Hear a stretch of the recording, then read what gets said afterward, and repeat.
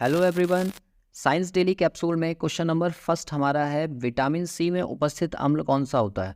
तो vitamin C में उपस्थित होता है एस्कॉर्बिक एसिड, उसको कहा जाता है। विटामिन सी से रिलेटेड कुछ और फैक्ट आपको याद रखने हैं, जिसमें से नंबर फर्स्ट है कि विटामिन सी की कमी से कौन सा रोग होता है। तो आप कहेंगे स्कर्वी रोग होता है। इसके क्या सिम्टम्स होते हैं? जो दांत है ना, दांतों की मसूड़े, उनमें ब्लीडिंग होने लगती है, ये इसके मेन सिम्टम्स हैं। दूसरा, जो नाखूनों की जड़ें होती हैं ना, उन पर भी ब्लीडिंग होने लगती है और स्वेलिंग आ जाती है हाथ पैरों पर, और साथ ही साथ स्किन जो है वो ड्राई होने लगती है। तो इससे बचने के लिए आपको क्या करना होता है? आपको डेली विटामिन सी की ज़रूरत होती है। और उसे आप कहाँ से खा सकते हैं? जितने भी खट्टे फल होते हैं उन सभी में विटामिन सी पाया जाता है। जैसे नींबू हो गया, संतरा हो गया और कीवी हो गया, इस तरीके के फ्रूट्स, आम हो गया, इन सभी को आप खा सकते हैं, जिससे कि विटामिन सी की नीड पूरी हो जाएगी। क्वेश्चन नंबर 2 को देखिए। इसमें कहा है कि माँ के दूध को अच्छा मानते हैं क्योंकि इसमें कम वसा होता है और कम लिपिड होते हैं। ठीक है, देखो यहाँ से एक और क्वेश्चन आपको याद रखना है कि जो माँ का पहला दूध होता है उसको क्या कहा जाता है। तो उसका नाम होता है कोलोस्ट्रम। ये क्वेश्चन कई बार एग्जाम में आपसे पूछा गया है। तो कोलोस्ट्रम क्या होता है? ये माँ का पहला दूध होता है, जो बच्चे के लिए एसेंशियल होता है, क्योंकि बच्चे के इम्यून सिस्टम को बूस्ट करने के लिए ये सबसे ज़्यादा ज़रूरी है। इसके बाद देखिए क्वेश्चन नंबर 3। इसमें कहा है कि पकाने से पूर्व चावल को अत्यधिक मात्रा में धोने से क्या होता है। जब चावल को ज़्यादा धोया जाता है ना, तो उससे विटामिन बी की कमी हो जाती है। और विटामिन बी की कमी से कौन सा रोग होता है, जिसे हम बोलते हैं बेरी, या फिर एक और रोग होता है जिसको हम एनीमिया यानी कि रक्त क्षीणता कहा जाता है। ये भी विटामिन बी की कमी से होता है। क्वेश्चन नंबर 4 को देखिए। इसमें कहा है कि अमित के मसूड़ों से अक्सर रक्त निकलता है, तो उसके आहार में किसकी कमी है। अभी मैंने क्वेश्चन नंबर फर्स्ट में आपको बताया कि अगर मसूड़ों से ब्लड आता है तो उसका क्या कारण है, कि विटामिन सी की कमी है। तो विटामिन सी इसका आंसर सही हो जाएगा। इसके बाद देखिए क्वेश्चन नंबर 5। क्वेश्चन नंबर 5 में कहा है कि अधातु ऑक्साइड प्रकृति में कैसे होते हैं। तो अधातु ऑक्साइड क्या चीज़ होती है?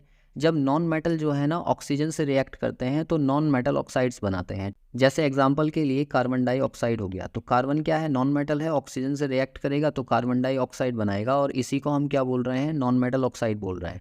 ये नेचर में कैसे होते हैं? एसिडिक होते हैं, अम्लीय होते हैं। तो इसका आंसर हो जाएगा अम्लीय। क्वेश्चन नंबर 6 को देखिए। इसमें कहा है कि शुद्ध जल का गलनांक कितना होता है। गलनांक बोलते हैं मेल्टिंग पॉइंट को। मतलब ऐसा कौन सा टेम्परेचर है जहाँ पर अगर बर्फ़ है तो बर्फ़ जो है वो लिक्विड फॉर्म में आ जाएगी। तो आप कहेंगे 0 डिग्री जो टेम्परेचर होता है वहाँ पर वो जो है लिक्विड फॉर्म में आ जाएगा। नेक्स्ट क्वेश्चन नंबर 7 है एलपीजी। एलपीजी की फुल फॉर्म होती है लिक्विफाइड पेट्रोलियम गैस या द्रवित पेट्रोलियम गैस। ये क्या है? तो ये एक तरीके का मिश्रण है। और मिश्रण किस चीज़ का है? इसके अंदर जो है 3 और 4 कार्बन वाले जितने भी हाइड्रोकार्बन्स हैं उनसे मिलकर इन्हें बनाया होता है। जैसे मान लो ब्यूटेन हो गया एक आपका, और एक हो गया प्रोपेन। ठीक है, अब एक चीज़ और ध्यान रखना, ये जो दोनों गैसें हैं ना, इनमें किसी प्रकार का स्मेल नहीं होता।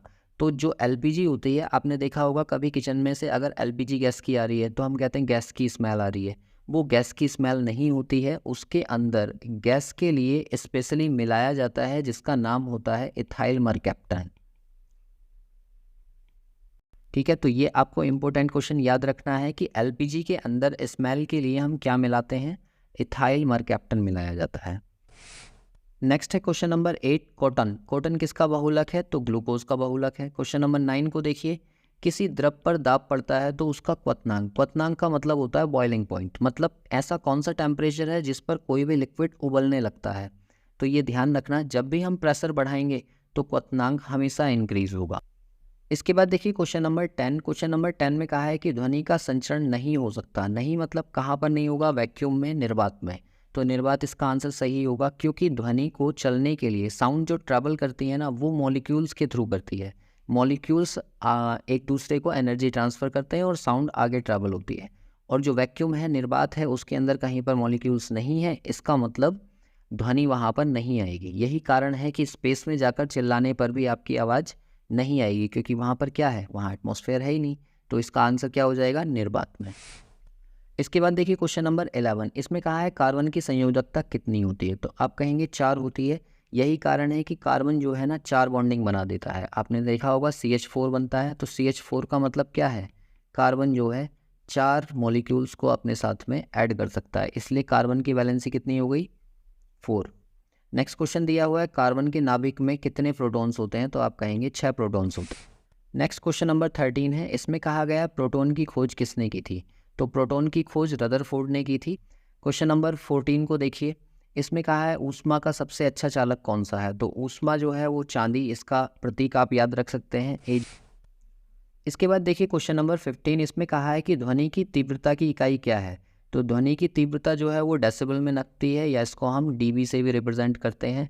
आपने ये पढ़ा होगा कि 20 हर्ट्ज से लेकर 20,000 हर्ट्ज तक की जो फ्रिक्वेंसी है उसको हम सुन सकते हैं, और इसी को डेसिमल में हम कहते हैं 0 से लेकर 120 डीबी तक का साउंड, 120-130 डीबी तक का साउंड हम सुन सकते हैं। खास करके जो हमें मेलोडियस साउंड लगती हैं, सुंदर साउंड लगती हैं, वो कौन सी होती हैं, 80 डेसिमल के आसपास की। ठीक है, इससे ज़्यादा होती हैं जैसे 120-110 होंगी तो जैसे ट्रक का हॉर्न बजने वाले साउंड्स हैं जो हमें इरिटेटिंग लगते हैं, जैसे बेंच किसी ने खींच दी तो वो हमारे कानों में चुभती है। वो जो साउंड है वो 100 डेसिबल से ऊपर के होते हैं। क्वेश्चन नंबर 16 को देखिए, इसमें कहा है दिया सलाई। दिया सलाई जानते हैं क्या होता है? दिया सलाई होती है माचिस की तिल्ली।